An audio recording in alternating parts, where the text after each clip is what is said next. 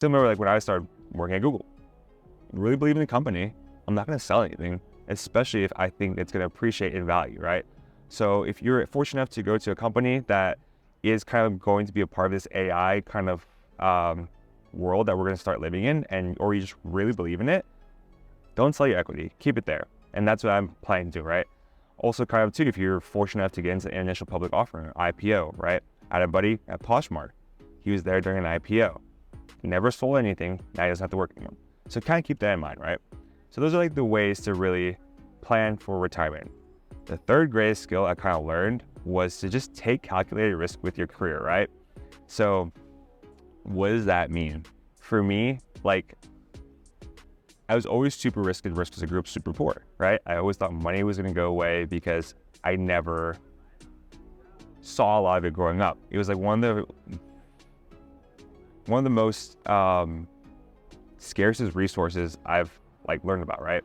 So I always wanted to like play it safe, right? I always wanted to go like the best school.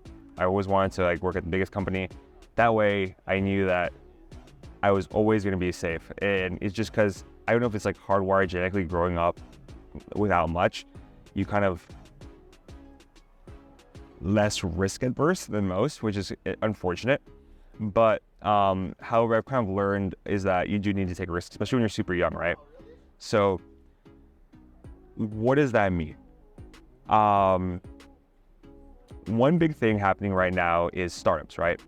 So a lot of the wealth I've seen in Silicon Valley has been through new money, right? New York, I've kind of learned this at business school and a lot of my friends at Stanford, they always told me like, New York was old money because a lot of the large financial institutions, the hedge funds, most people when they came to America back in the day would enter through New York, right? So a lot of that was old money.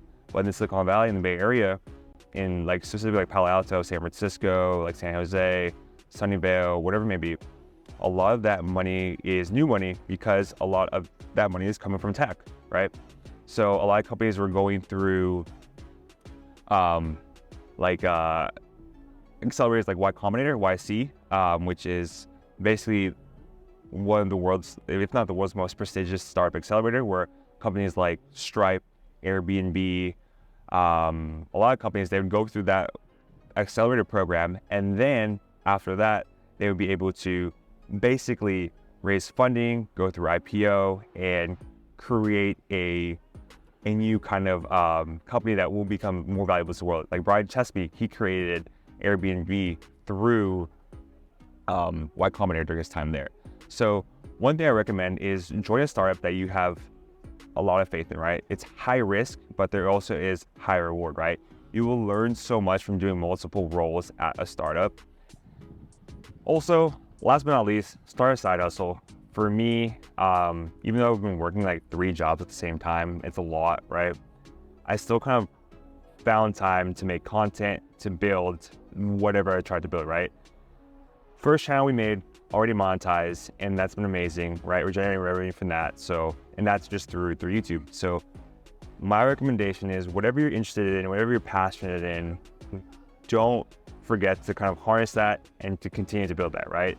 This channel is really meant to help you guys with all the life lessons I've kind of learned at work, school, as I'm kind of going through school right now, and just to kind of progress society and give back to the world, right? There's so much I wish I knew, and this is my way for giving back, right? So if you have something you're passionate about, whether it be gardening, sports, personal finance, business, video games, whatever it may be, create a channel, create an Instagram, a YouTube, TikTok, whatever it may be on that, right?